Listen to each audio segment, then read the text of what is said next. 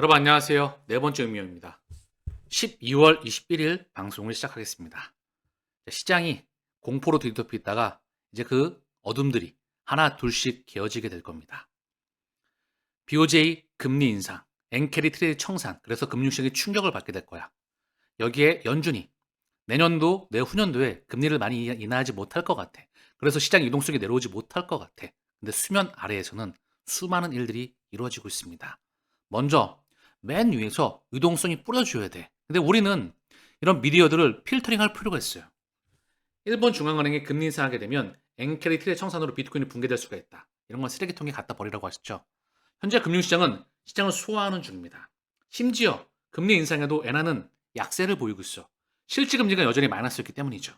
그래서 아서 헤이즈가 일본 은행에 맞서지 마라. 일본 은행 또한 금리를 시장을 받아주는 한도 내에서 사실상 비둘기적인 그런 통화 스탠스를 보였다. 비트코인 100만 달러 간다. 실질 금리를 마이너스로 유지하는 것이 명시적인 정책이다. 결국 엔저는 유지가 되고 있습니다. 가장 중요한 건 결국 연준이죠. BOJ는 통화 정책을 먼저 일본 중앙은행은 통화 정책을 독단적으로 할 수가 없습니다. 제 방송이 증명이 될 거예요. 이미 시간차를 두고 증명이 되었었기 때문에. 중요한 건 페드가 여러분들께서 이걸 확신하셔야 돼. 시장을 띄우려고 하느냐, 연준이 시장에 유동성을 들이부으려고 하느냐. 근데 미디어는 기자회견을 통해서 2026년 7년도에 금리 인하 횟수가 줄어들게 되기 때문에 유동성을 공급할 수 있는 의도가 보이지가 않아라고 얘기했었죠. 기자회견을 통해서. 근데 연준의 액션은 뭐죠? 9월, 10월, 12월 3연속 금리 인하와 함께 QT 중단을 넘어서 QE까지 확대되게 되었습니다. 이게 연준이 했던 바로 액션이었죠. 레이 달리오는 이거와 관련해서 연준은 사실상 QE로 미국 빚잔치를 뒷받침하였다. 그렇기에 과열된 시장에 기름을 붓는 위험한 도박이다. 이 버블에 기름을 들이붓고 있습니다. 즉, 이 불의 크기를, 이 버블의 크기를 더 키우기 있어.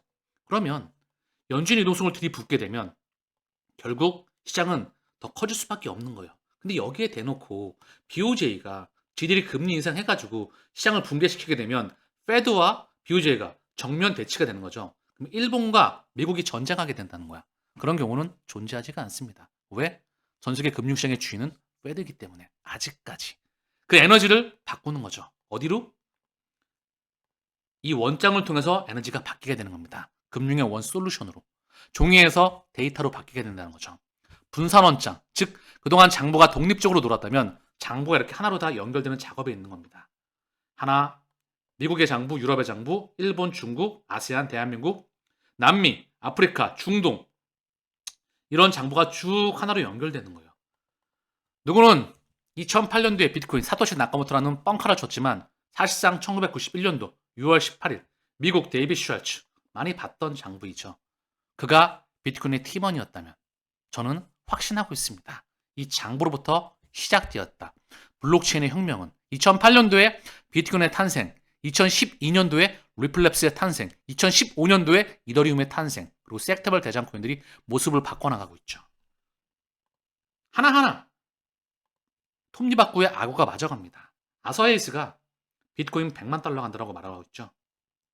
그리고 사실상 이 대차 대조표가 다시 한번 주는 거를 이게 쭉 그래프가 늘어나면은 달러를 찍어가지고 달러가 뿌려지는 거고요. 뿌려가지고 뭘 사오냐 하면 미 국채하고 MBS라고 하는 주택 모기지 저당증권을 사오는 겁니다. 그래서 이게 쭉 늘어나면 달러가 늘어나는 거야. 근데 이거를 줄였죠. 그럼 달러를 줄였다는 거, 공급하던 거를. 6.6조 달러까지 줄였는데 이걸 중단을 시키고 다시 늘린다는 거죠. 이게 연준의 페더럴 리저브 대차 대조표입니다. 2008년도에 1조 달러 미만이었다가 4.2조 달러 줄였는데 3.7조 코로나 팬데믹 때 9조 달러에 육박합니다. 줄였는데 6.6조 다시 늘린다는 거죠. 연준은 유동성을 늘립니다. 누가 보더라도 시장을 띄운다는 거죠. 그럼 코인 시장은 언제 갈까요? 그동안 그 유동성이 주식으로만 갔죠. 이제 그 제도와 시스템이 본격적으로 갖춰지게 됩니다. 향후 12개월 안에 암호화폐는 모든 금융 서비스에 통합될 것이다. 엄청난 양의 콘텐츠와 새로운 플레이들이 쏟아지게 될 것이다. 내년도에 2026년도에 클래리티 법안, 미국의 암호화폐 규제 체계가 완성된다고 말하고 있어요. 이미 스테이블코인 법안은 통과가 되었죠. 지니어스 법안. 거기에 두 번째로 클래리티 법안. 암호화폐는 코인은 상품이다. 그 법안입니다. 1933년 증권법 등록번 면제 요건을 기본화 명시화했던 것이죠. 대부분의 코인은 상품이야. 법으로 만들어지게 되면 금융기관들이 자금을 쏘겠죠. 제도화가 된다는 거죠. 두 번째로 대규모의 ETF가 쏟아지게 됩니다. 제임스 세이퍼트가 수백 개 ETF가 쏟아지게 되더라도 결국 생존하는 것은 그들이 생존할 것이다. 치열한 생존 경제 속에서 많은 애들이 도태될 거야. 중요한 건 몇백 개가 쏟아지는 게 가장 중요합니다. 대규모로 자금이 들어온다는 거죠. 늘 과정을 통해서 시장은 선점되어 왔어요. 거기에 블랙록이 이더리움 스테이킹을 도입시킨다는 거. 정리하겠습니다. 주식시장의 시가총액과 코인시장의 시가총액이 역대급으로 벌어져 있어요. 여기에 유동성을 싹 하고 잠궜죠. 여기 맨 위에, 가장 맨 위에 페드가 있습니다. BOJ는 이 안에 속해 있어요. BOJ는 양적 완화를 했더라도 페드의 동의가 있어야 돼. 전 세계 통화 정책은 결국 이놈의 관장 안에서, 페드의 통화 정책 안에서 움직여 왔던 겁니다. 페드의 에너지가 좀 전에 보셨죠? 그 블록체인, 그것으로 역사가 이전되는 과정에 있는 겁니다. 얘네가 혈관을 뚫어주면 금융기관들이 자금을 받아가지고 주식으로 갔던 게 이제 여기서 뚫리게 되는 거예요. 지금 우리는 어떻게 될까요? 제 방송이 증명이 되겠죠. 상당히 바닥을 기면서 언제든지 못 갈 것처럼 보이지만 도저히 못 갈 것 같은데 라고 보이지만 저는 역대급 시즌을 확신하고 있습니다. 증명이 될 거라고 보이고 있어요. 에너지의 기운이 이쪽으로 가고 있기 때문에. 이미 이더리움의 7월달 이후에 거래소 기준으로 완전 거래소 기준 C가 말랐거든요. 이더리움이. 근데 그 물량이 비트마인이 총 공급량의 3.28% 무려 397만 개, 400만 개에 육박하고 있습니다. 폭발적으로 매집을 지속해 나가고 있어요. 스트레치와 함께. 여기에 연준이 미 은행 암호화폐 사업 제한을 철회합니다. 이제 코인 그런 관련 기업들도 연준의 마스터 계좌와 연결될 수 있는 그런 중요한 시그널이 잡힌다는 거죠. 상징적인 의미를 나타내고 있다.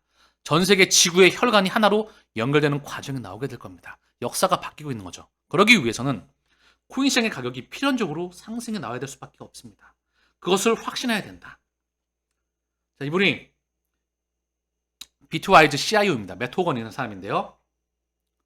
시장에서 가장 저평가된 기회이다. 토큰화된 주식은 6억 8천만 달러. 미국 주식시장은 68조 달러. 무려 10만 배의 차이입니다. 온체인에서 움직임은 아직 시작도 하지 않았다. 그런데 왜 암호화폐 트위터에서는 상승세가 끝난 것처럼 반응하는 걸까요? 왜 사람들은 공포에 떨고 있을까요? 지금 과정은요. 시장이 폭발적으로 상승을 합니다. 자, 보면 비트코인의 장기 차트를 보면은요. 수없이 이런 과정들이 수없이 있어 왔었어요. 자, 비트코인의 장기 차트입니다. 1000달러에서 10,000달러 갈 때도 1년, 2년, 3년이 넘는 기간이었죠. 변동성이 무척 컸습니다. 지금보다 훨씬 컸어요. 몇 개월 만에 뚫어버리죠. 새 영역대를. 이때도 많은 개인들이 포기가 속출했었다. 10,000달러에서 100,000달러 갈 때도 마찬가지였습니다. 1년, 2년, 3년. 변동성이 무척 컸죠. 그리고 뚫어버리게 된다. 지금 변동성은 상당히 약한 변동성입니다. 한순간에 뚫어버리게 되겠죠. 그 뚫어버리는 것은 필연적이라는 거. 더불어서 이 시장은 초기 시장입니다.